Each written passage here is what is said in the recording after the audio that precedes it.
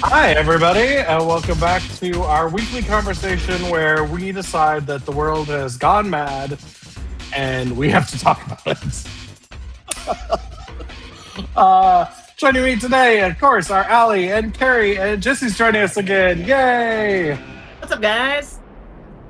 Uh, how's your week been? I haven't talked to you guys in a week, and I haven't really been on social media for a week because I've been reading Dungeon Crawler Carl, and I've decided that if the world gets destroyed by aliens who smush everything down and give you magic in the dungeon, that would make more sense than the current political climate in Montana and Maine.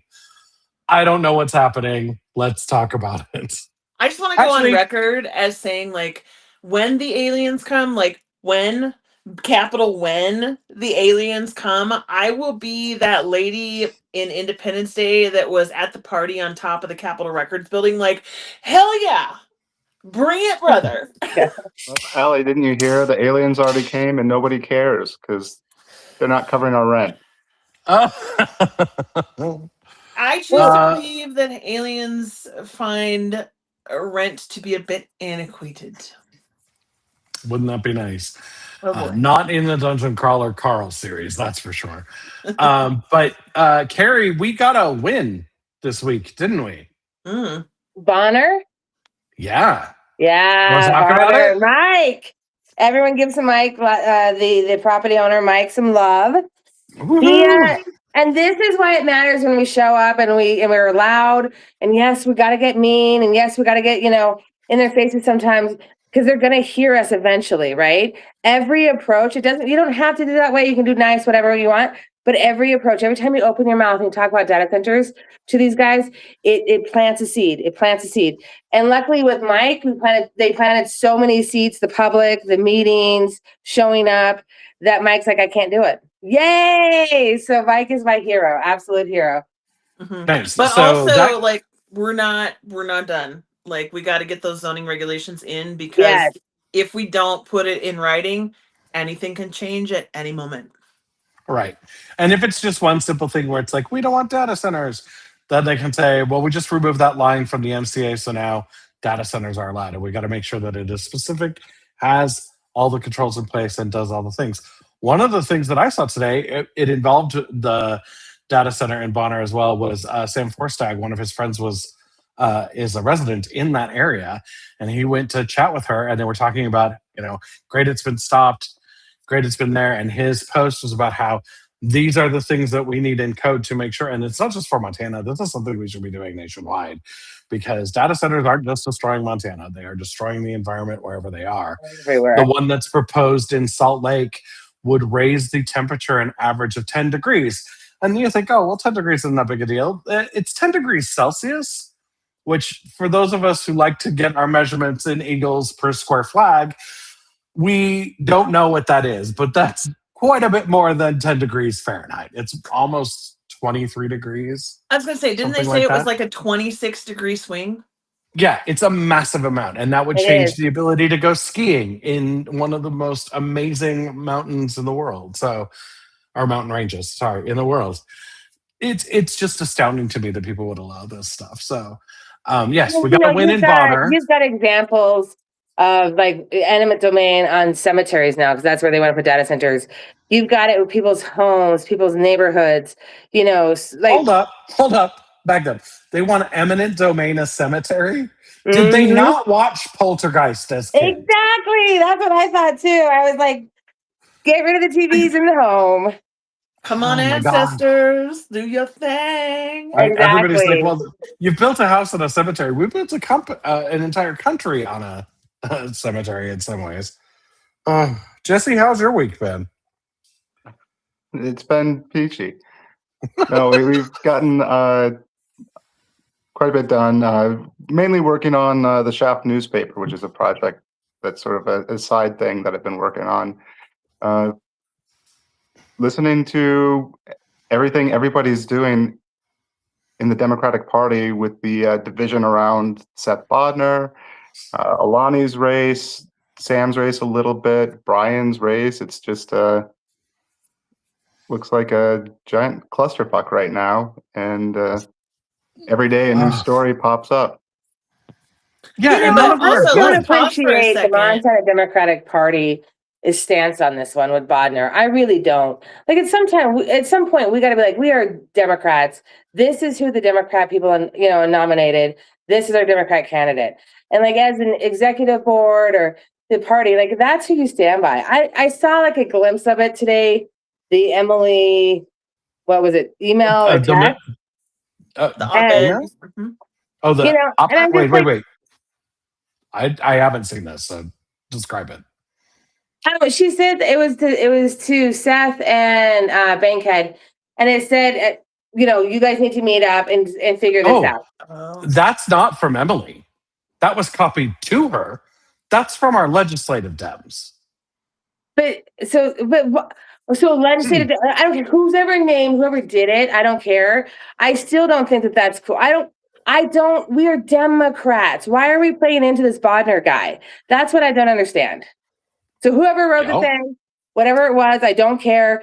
I don't think it's a good look on Montana Democrats. Well, I think one of the more frustrating things about it is, and don't get me wrong, I'm actually a big fan of Pat Flowers personally, and for the most part politically, but it does seem to be the safe Democratic seats or people who are retiring that are more willing to throw the competitive seats under the bus at the moment. I mean, it's not downtown Bozeman that's going to have trouble electing Democrats with Bodner at the top of the ticket, but it is the downtown Bozeman reps supporting Bodner. Mm-hmm. Yeah, it's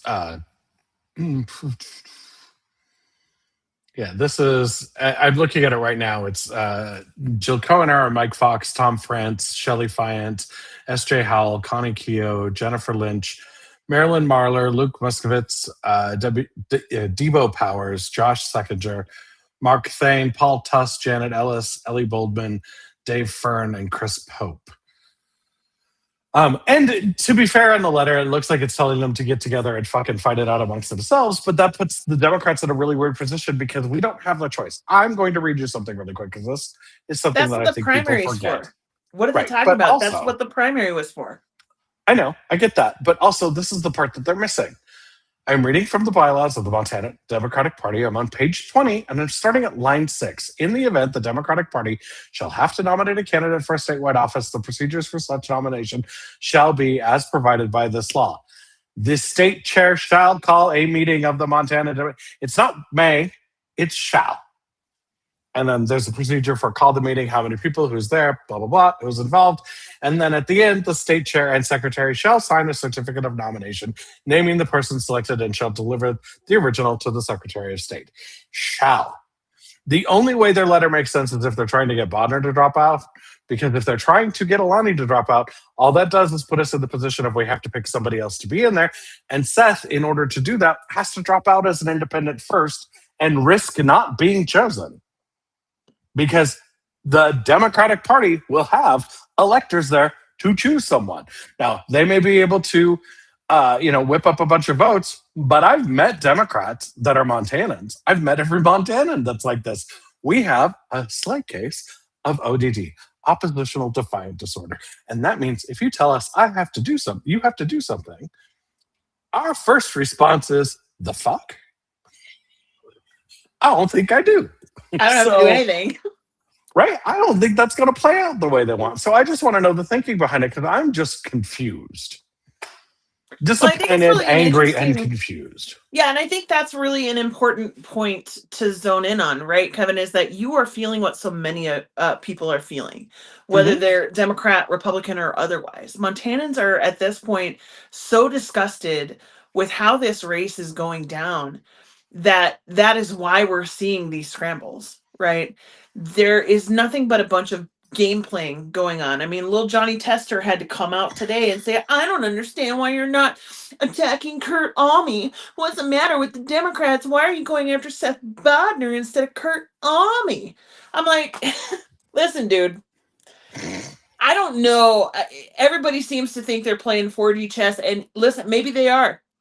Who am I, man? I'm not in on all this shit. I'm just John Q. Public out here watching this shit and seeing this complete shit show unfold and thinking to myself, how dumb are these people to think that the average Montanan is not sick to death of all of this nonsense? We And want good governance. Yeah. I don't know what the Bodner campaign was thinking, trotting out Tester for those quotes. I mean, it doesn't seem like the best idea to have a 70-year-old man tell a woman to shut up who's trying to defend women who were told to shut up. And call their claims bullshit. Like, what are you doing? Yeah. Especially on the heels of the Graham Plattner, like literally, like what, the day after all this shit with Graham Plattner? Wait, Like, wait. maybe Talk to they're me like I'm afraid. cute. What did I miss? About Graham Plattner? Well, and No, not about also Graham, about while he's at content. it, let's have him threaten to withhold the money Mhm. to, an organization that's primarily run by women too. We're going to stop this conversation about sex discrimination by saying, the women who talk about sex discrimination are, what did he say, repulsive? Or what was the word he used? I don't remember. There I were don't so many. remember. And I'm just like, It wasn't a good for idea. me, like, I sit there and I think to myself, I'm like, if you want to communicate that lawsuit against Bodner was bullshit, you are not succeeding, because at every single turn, they're doing the thing he was accused of. They are discounting women like we don't matter. They are calling these women liars, essentially, like without saying the actual words. That's essentially what they're doing. They are playing the victim. It's like Darvo, right? They're reversing victim and offender. Like they're somehow the victim. Why are you hitting Bodner instead of hitting Kurt Alme? First of all, because Bodner's not a Democrat, is he? He's not the Democrat now, is he? He's the opponent, isn't he? Secondly, Bodner has credible accusations against him with regards to how he treats women. And every corner, these guys are proving those to be true, because they're just exercising the good old boys club at every single corner. And it makes me wonder if they even really want Bodner to win. I don't think they want Bodner to win. I think they want to guarantee they want it for Bodner Alme. for governor. That's what I think they promised him. Yeah, I mean, who knows what they actually want a couple of years out from now, but there is one way that they could have gotten Bodner a shot at winning, and that was to go to the Democratic Party before the rules convention a year ago and convince the convention to change the rules to allow us to be in a position where we don't nominate a replacement. Right. They decided not to do that. Well, here's the funny thing about that. They were there. In fact, the Tester campaign reached out to Stonewall because we had extra delegate spots open, and they had some queer people that could fill that and asked to fill them. And we filled it with them. They had plenty of people there that could have done it. They didn't. Yeah, and they could have done that. They could have worked and convinced the delegation to change the rules.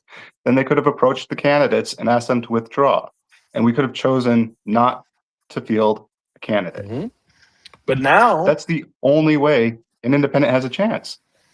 And even then, I don't know that an independent has a chance unless they start out completely independent and no Democrat wants to run. Like, that's the only chance. But we already had Democrats that had announced in this race literally 2 years prior.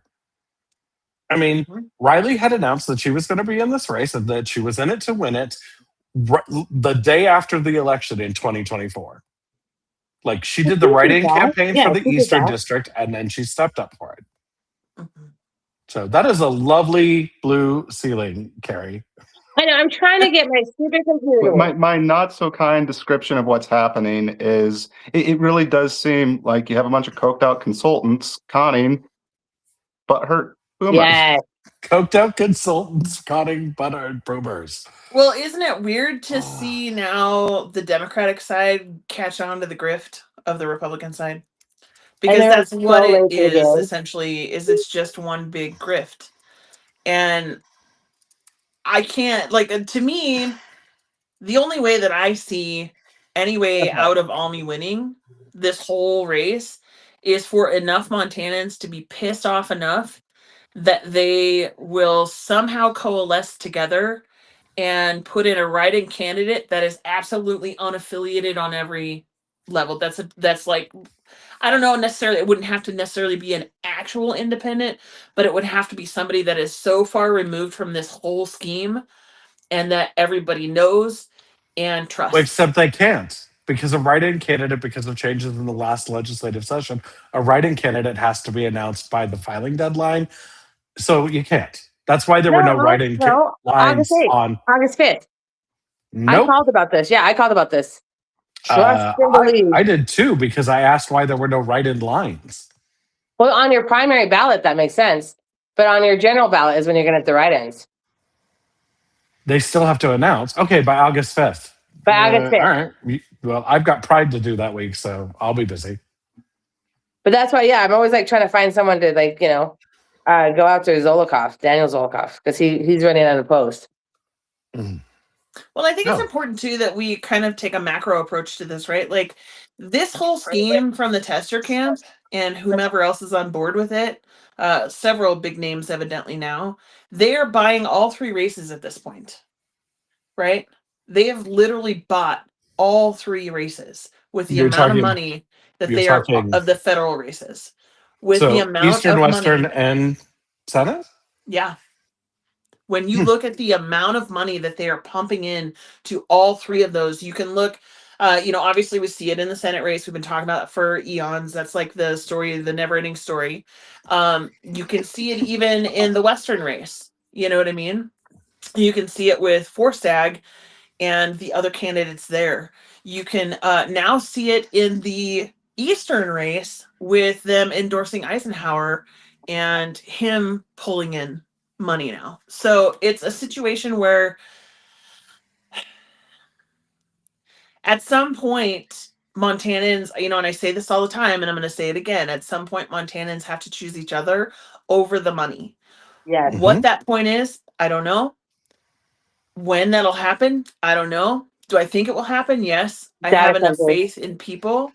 But the important thing is, we need to really emphasize on the fact that this grand scheme is playing out across the board. This is not just one race. This is money infiltrating so many races, even smaller races, that are, look at that just came out this last week with the Missoula City Council, Stacey Anderson, I think her name is. Mm-hmm. Same thing, right? And now we've got people that are like, oh, that's how they got Jim Carlino out. Yep. Right. And so it is so interesting. It's frustrating. Honestly, it's just frustrating to see that this is what the money does. And then to hear other people say things like, well, you can't win without the money. Bullshit. You can, but you have to figure out how to get Montanans to choose each other instead of the money. And they're never going to choose each other over the money if you keep saying, well, you can't win without the money. You just have to be willing to do the hard work. Well, and it's not even about winning with the money, because when you look at, I think one of the things that frustrates me the most about that Montana 1 race, when it comes to, Bodner and that Eastern District Independent, are that with an evenly, I don't mean to say they're evenly matched as candidates, but if you look at the voter population in the Western District, this is pretty 50-50 race. And when you have a race like that, it's going to come down to, in a certain way, dollars spent. And we have this group of people that are supporting Sam, or saying they are supporting Sam, but then they are steering all of the funding into these independent Senate races, which are, really, that's going to undermine any possibility Sam has to defeat Aaron Flynn. It's when they say it's about money winning races. Well, guess what? You've decided that you're going to pump all of the money into races that are impossible for candidates to win at the expense of Montana 1. Yeah, and they're costing everybody down the ballot too. They're impacting everything, because everything they do. So when you say this person cannot be trusted and they're a Democrat, you're saying Democrats cannot be trusted.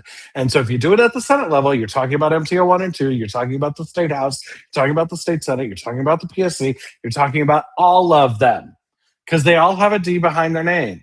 And if you can't figure out that when you're talking about a Democrat, you're talking about Democrats, that's a you problem.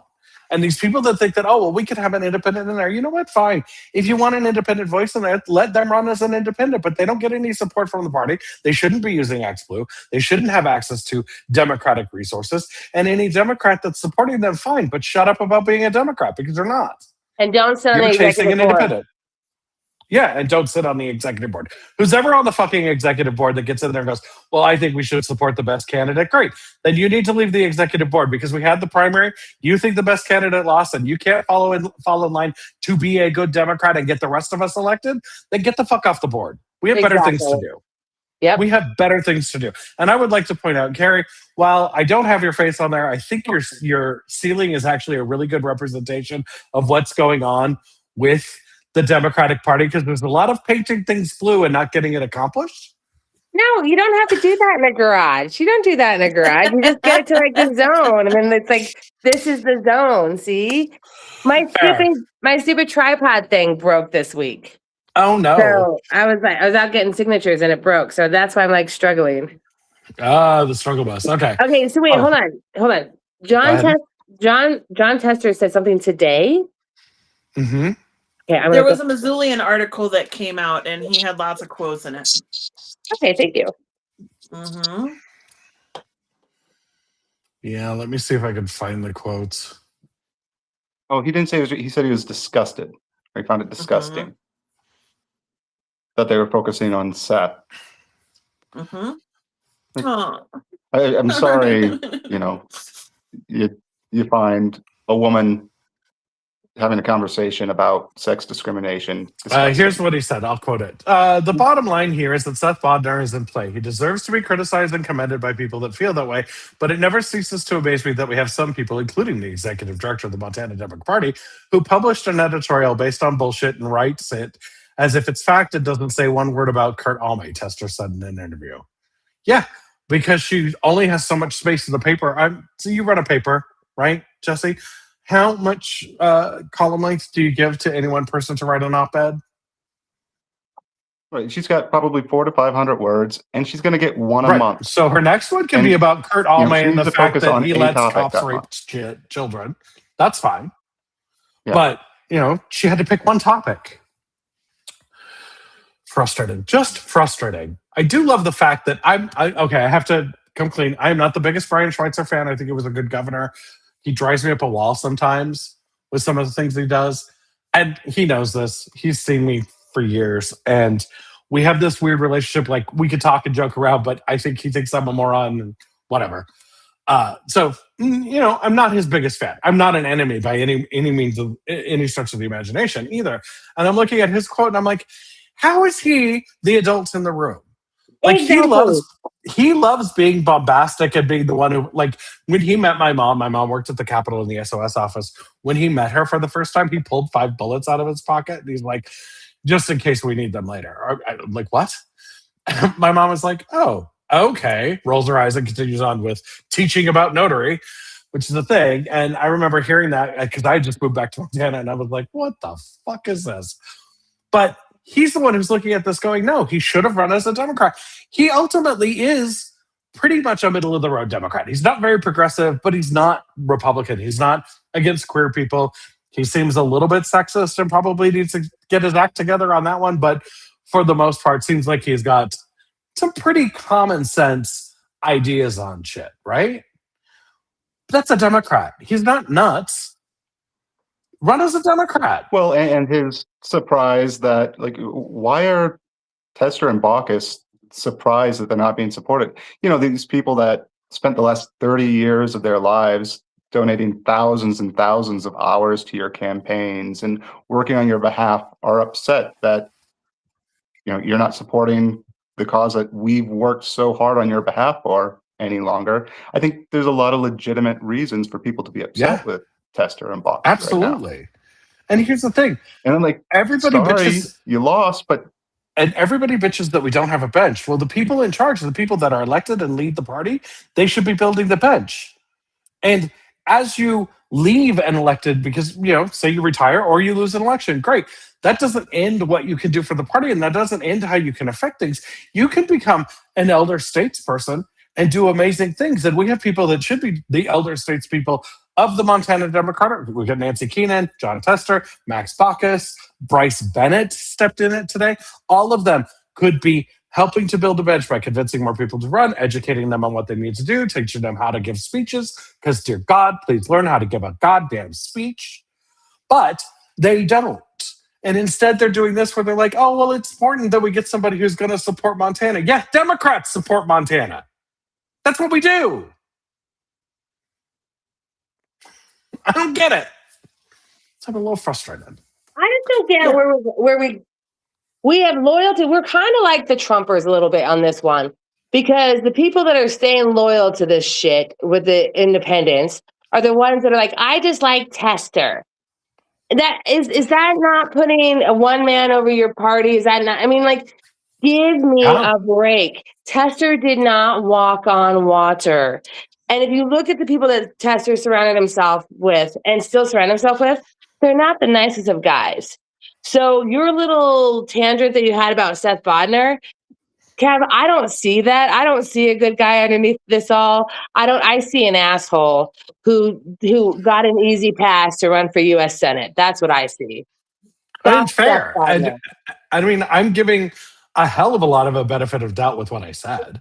Yeah, but ultimately, I don't know him because he's just as new to politics as Alani Bankhead is. Exactly. But at least she's stepping in it herself and saying, I'm going to run. I'm going to be a Democrat. I'm going to embrace the things that, every other Democrat is doing. Hey, these are my values. And she shows up. A party that reflects them. Yeah. And Cari, you were one of the most vocal thinking that she was a plant. I'm still there. I mean, I'm not saying that I haven't gotten off that talking point yet, but I have more respect for her in big ways. I think that she got the rotten end of a deal. Allegedly. Absolutely. I mean, you know what I'm saying? And she's sticking with it. And I think that's great. And look, I was impressed with her at the platform. Yeah. Me too. I'm just frustrated. I'm frustrated with that. I want her stronger on data centers. That's what I want. And I told her that. I told her that in the message. Yeah, and I think she's there. I'm sorry. I'm capitalizing the entire fucking conversation. Allie, how are you? No, I'm doing great, and I like listening to this stuff, right? Because as somebody who's not privy to these things very often, I don't get to see the conversations behind closed doors. I think most people do not, and that's one of the things that I like about our show is that we bring the conversations that people don't generally get to see to the public so that they can make their own decision. And I think it's really important. I also want to add, since we're talking about data centers, I contacted the Montana AFL-CIO this week to see if they would come on the podcast with us to discuss their stance, and so that our audiences could hear their perspectives from them. Of course, I heard nothing back. One of a commenter on one of the social medias was like, hey, you should have them on. I'm like, you know what? That's a great idea. We really should. We should let them represent themselves instead of us just dunking on them all day. And that person offered to help facilitate that and then never got back to me either. So I called, left a message, have not heard. I want to say to the Montana AFL-CIO, if you are listening, standing offer as far as I'm concerned. If you want to come on our show and we'll talk about it, I can't guarantee that we won't get into it because we probably will, but I think that's healthy for the electorate to see. I want them to represent their perspective so that other people can represent their own perspectives. And that way our audience can make their own choice, having heard from both sides instead of a bunch of, well, I heard that they said this, or I heard that they said that. The rumor mill. Yeah.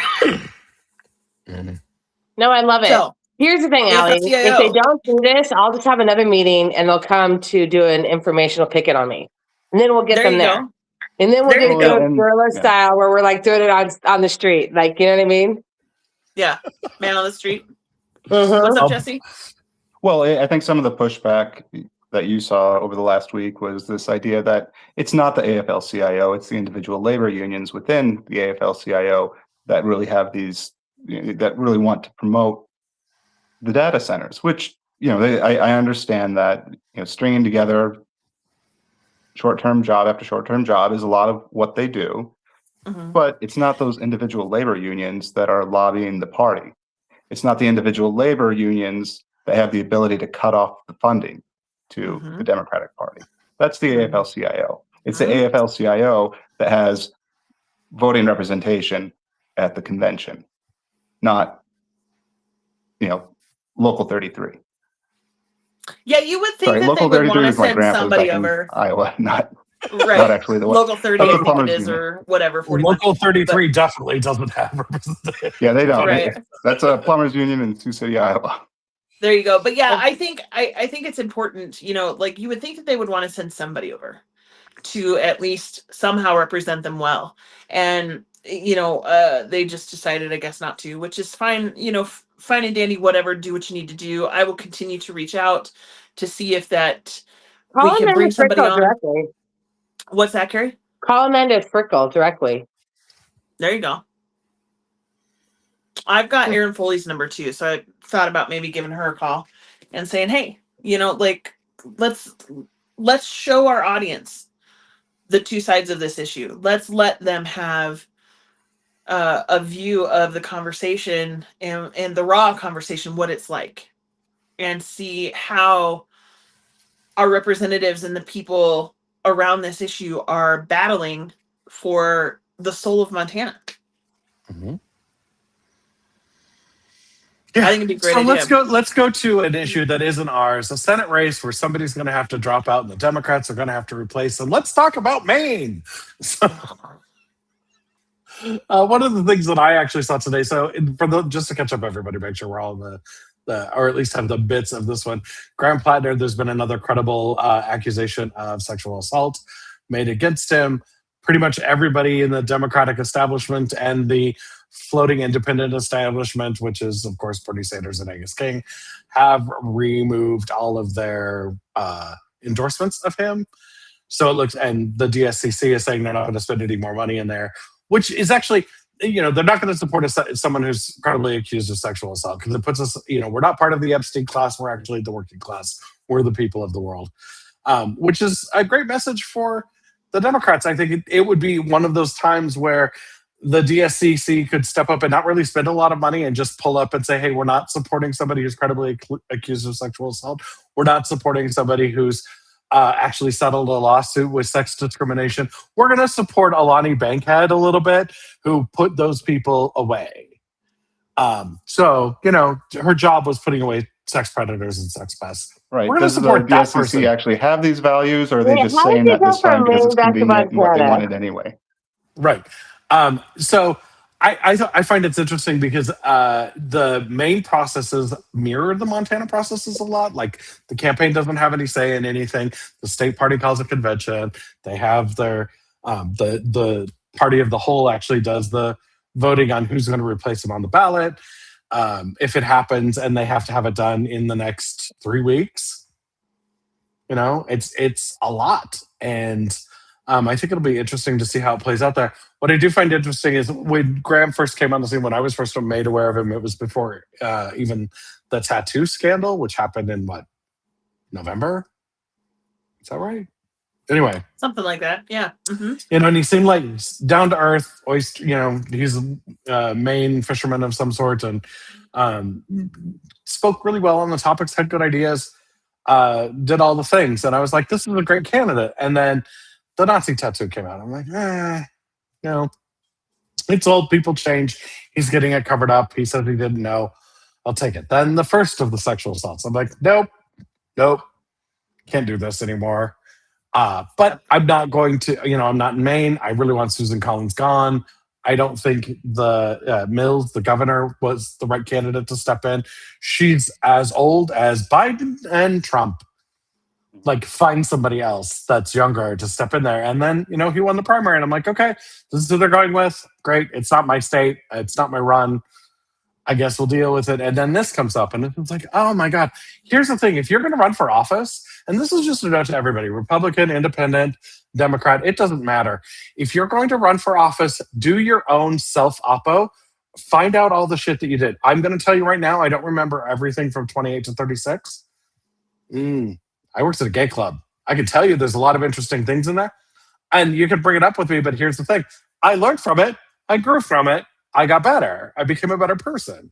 Like, and that's the thing. You have to grow from those things. So there's nothing in my past that you could bring up and attack me with where I'm not going to go, yeah, that probably happened or that did happen. Depends on how fuzzy the memory is.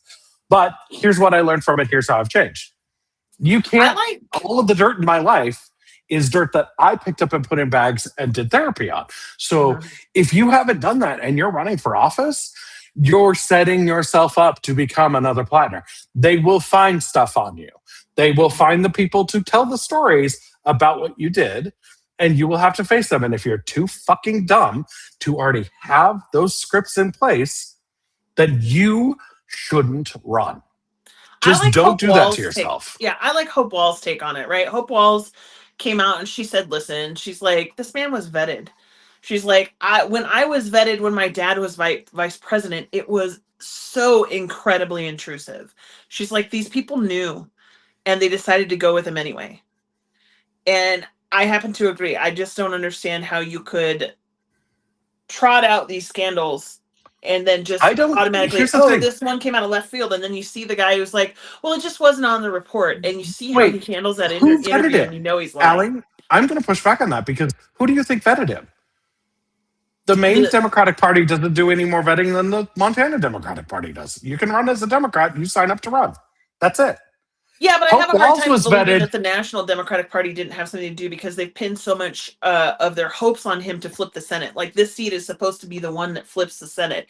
And so I'm like, come on. And they're spending a lot of money in that race, and they've been involved. That race is high press for the National Party as well. I will give you that, yes, that is true, but I think the focus on that should be, that is because the National Party looked at those things. Well, I guess this is the same thing as you're saying, but it's because of sexism in the National Party. They looked at those things and said, his sexual assault isn't that big of a deal. But it wasn't because they vetted him in advance. It was because he was already there. Hope was in a different situation. She was definitely vetted. Her entire family was vetted by the Harris campaign because they're like, you're going to sign on to this. And so we need to know all the details about your family. And yeah, that is a real invasive process. When Amanda Curtis was chosen by the Democratic Party in a little event that we call a convention, where we get together to replace somebody who steps off the ballot because they plagiarized stuff, because we used to think that was important. When they brought her on, they didn't vet her in advance, but her campaign team, I sat in on part of that. That was the most uncomfortable fucking conversation I've ever been involved in, because the details on anyone's life is really, really hard. And that was after the fact. That was just getting it together and knowing that these are the things that people can dig up and they can use against her. And it was because you have to know. And this is, I guess, the part of it that I would make sure that everybody knows. If you're running for office, vet yourself, put it together, get your, even if you just do it mentally, get your list together, because they're going to come after you with every fact they can find. And when they find out that fact, they're going to try to attack you. And if you aren't smart enough to be able to look them in the eye and go, this is not an issue and here's why, that is a problem. And that is exactly what happened with Platter. That is exactly what happened with Rob Quist. Rob Quist got a call from a reporter who said, sir, you were arrested for marijuana possession in the 70s. And Rob Quist yelled at that reporter and hung up. That cost him the campaign. If he had just turned around and said, I was a folk singer, much like I am today, it was the 70s, I think it was pretty much a given that I was going to have marijuana.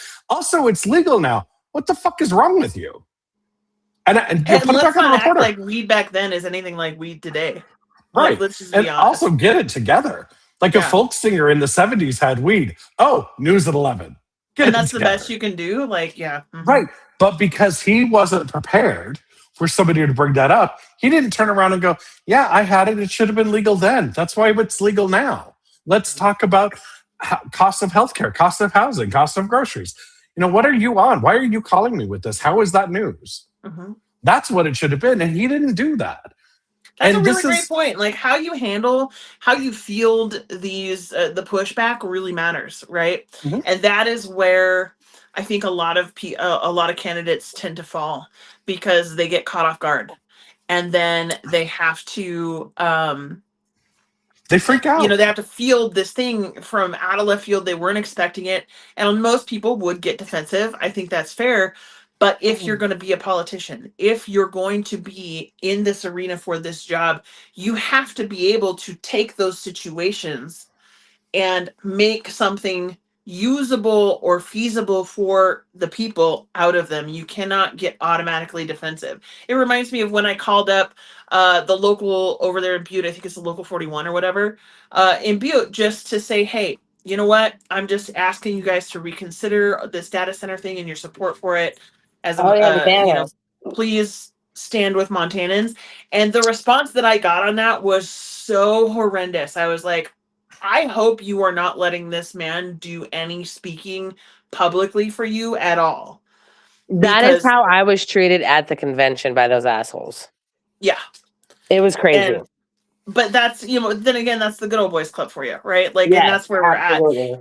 And they're really pissed off that we're calling it out. And I'm like, well, be pissed off then. But the fact of the matter is every woman knows exactly what you're saying when you act like that. Every single woman on this planet knows what it looks like. And we're getting to a boiling point where we've just had enough. I've absolutely had enough of this shit. Yeah, oh gosh.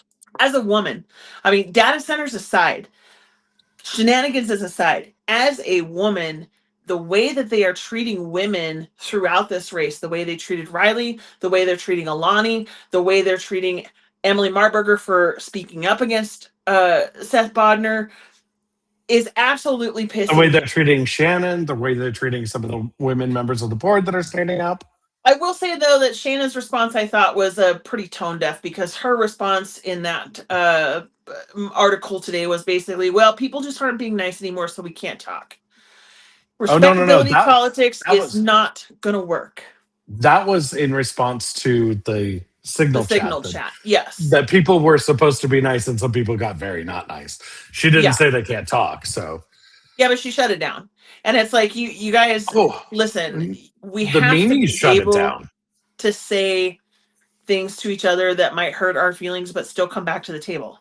Yeah. Right? We have to be able to realize that we have to be able to hear some hard shit about ourselves, myself included, everybody, and still keep the focus where it needs to be. And so what I took away from that was just a lot of respectability politics. She's not the only one. There are other people, primarily older people, who have pulled that. Well, all I hear is the foul language, or whatever the case may be. And I'm like, okay, listen, I get it. I wish that we still lived in a time where pleasantries were the normal standard, but we don't live in that time anymore. Republicans are definitely not doing that. And at this point, we're beyond the point of pleasantries.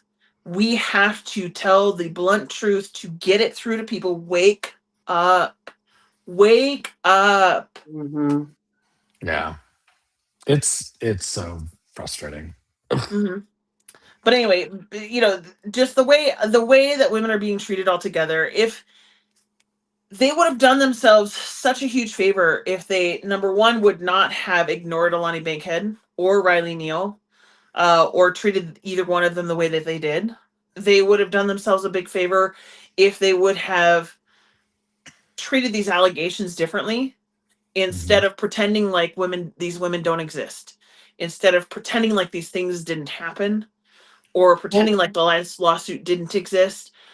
They are not acknowledging women in any way. And when they do, they call it bullshit. It's disgusting. It's, all this stuff. I mean, you just hear all the shit that these very Bodner-tied people are saying, and it's ridiculous. And honestly, they're all Tester-tied. I just lost my train of thought. Jesse, want to chime in?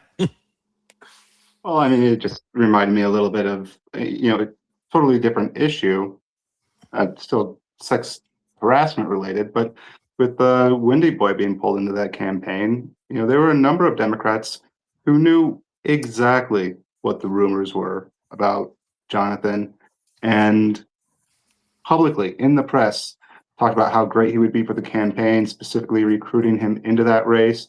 They knew everything about Windy Boy, and they still did it. then the information came out. Suddenly they can't stand him anymore. Well, you knew about this 2 weeks ago. It just wasn't public. Ah. Well, you thought you could overcome it, right? And then when it turns out, oh no, people really actually don't like that, then the rats jump ship, right? Yeah. Yeah. Hey, we got a question from Lisa in Lake County Dems. How about the 8 tribal nations in Montana?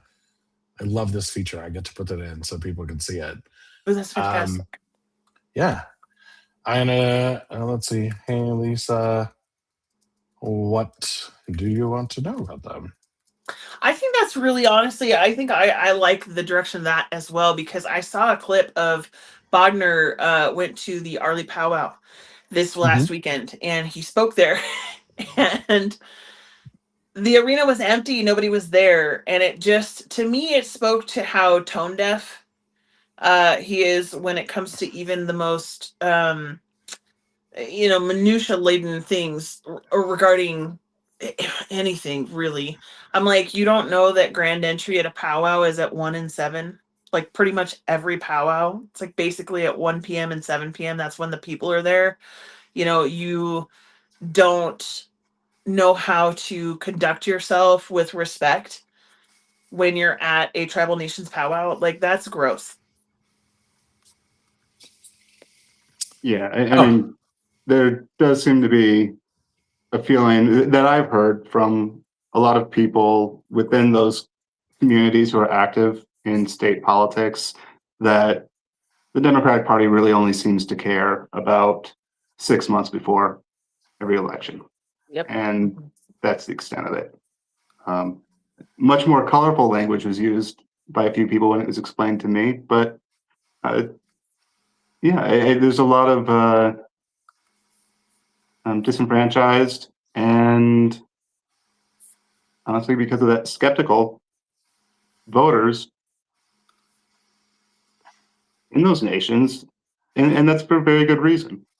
And I don't think a campaign like Seth's does anything to win them over or convince them otherwise. It just looks like more posturing and bullshit, rich people playing games and trying to use the res as a prop. Yeah, and Jesse and I both went to Fort Peck. Fort Peck? Yeah. Whew. I'm trying to remember. Good God, that was a while ago. And we did the whole, we did the sweat tent, which you made it through round 4. I made it to round 2. I don't know if anybody's ever done that one. It's an amazing ceremony. Yeah. It is so cool to be invited to take part in somebody else's culture and get some understanding of it. But we were invited to speak. There was a massive crowd of people for us when we spoke. So to go to one of these things and not have a crowd just means that you didn't care enough to get involved in the parts of the culture that then extend to you the courtesy of those things. So it's astounding to me how tone deaf people can be. And yeah, Ali, it's just, if that's what he's doing for his campaign, he's not in it to win. I am going to talk about this. So Lake County Democrats, the rest of the question is about data centers. I'm trying to pull it up. Sorry, it's the whole. I love that we can take questions though from the audience also. I think that's fantastic. Right? Yeah. Let me see. If I could see them all completely, that would be helpful. Yeah. Comments. Okay. There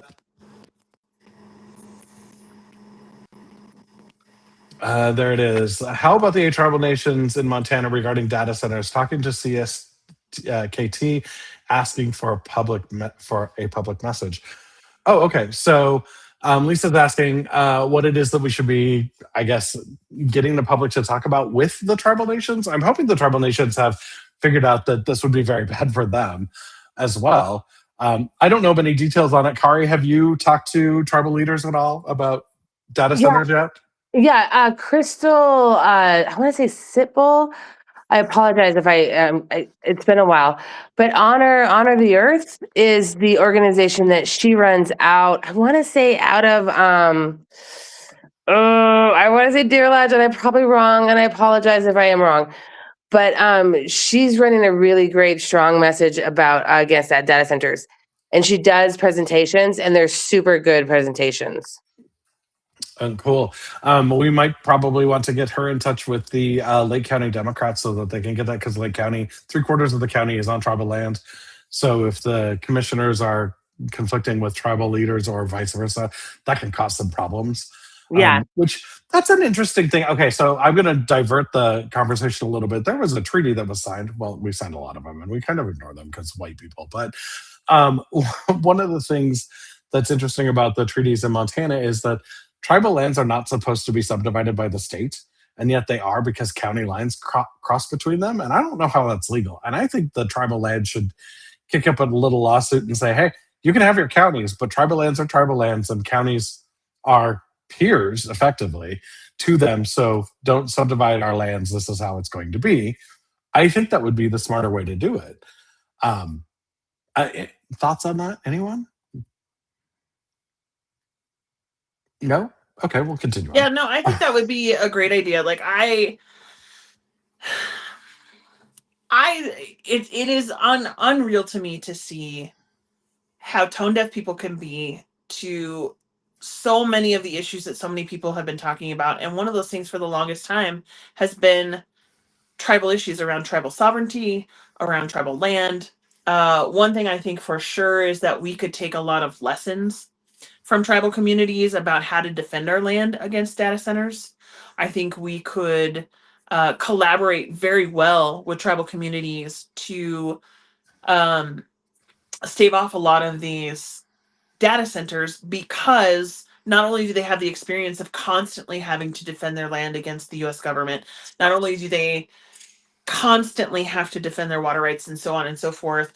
I think there's enough of a groundswell in Montana amongst everyday Montanans that we could further build the movement into a solid no thank you on data centers. Go check out Virginia. Yeah. And I think it's we've got so many things that we need to do with tribal sovereignty. And one of the things that I learned when Jesse and I were on campaigning up there was if a white person on a res gets caught with marijuana, they're fine. But if a member of the tribe gets caught with marijuana on tribal land, they're in trouble with the feds, because marijuana is still federally illegal, but it's state legal. And there's this cross pollinate. And I'm like, it's your land. Shouldn't it be a tribal law? And like, I don't understand where there's so many things I don't understand where we get off on, well, this is how we're going to make these other people act or do it. And it's like, let's make it make sense. Make it make sense. I want politics to make sense. Yeah, that's one of the issues at the heart of the MMIW crisis, right? Is that there are overlapping jurisdictions. And because there are overlapping jurisdictions, it's hard to get solid, quick moving investigations because nobody knows who is supposed to be doing what. And so that's one of the problem is the jurisdictional, which goes into your county lines arguments and whatnot. If there were a way to consolidate the jurisdictional issues that come there, or maybe just remove the federal jurisdictional regulations from tribal land, then I think we would see a lot more cohesion and a lot more movement on a lot of those issues. But because there is so much overlapping confusion about what laws apply where, who enforces them, who investigates them, who advocates for what, it becomes this big mess, and ultimately it's the people that pay the price. Yeah, it looks like and I think it's important to remember that when we're interacting with people that are parts of these communities, I mean, these are various nations with pretty different cultures between one reservation or nation to the next. They have their own unique governments that, just like our county, state, national governments have their own quirks, and there are good old boy networks, or people who are going to be more activist-like. There are people who are going to be more comfortable kind of sitting back and letting people invest money.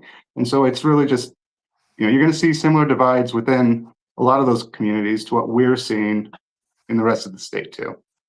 Yeah. Well, I think it's important though that that's why building relationships over time is so important. When we hear that, like Democrats or really any party is only interested in tribal speaking or participation from the tribal nations in our state 6 months before an election, that is a condemnation in and of itself, because those relationships are not there and nobody is taking the time to build those relationships. Nobody is staying in constant contact. Nobody is really treating tribal nations like they have an actual seat at the table instead of they're just a card to pull at the last minute.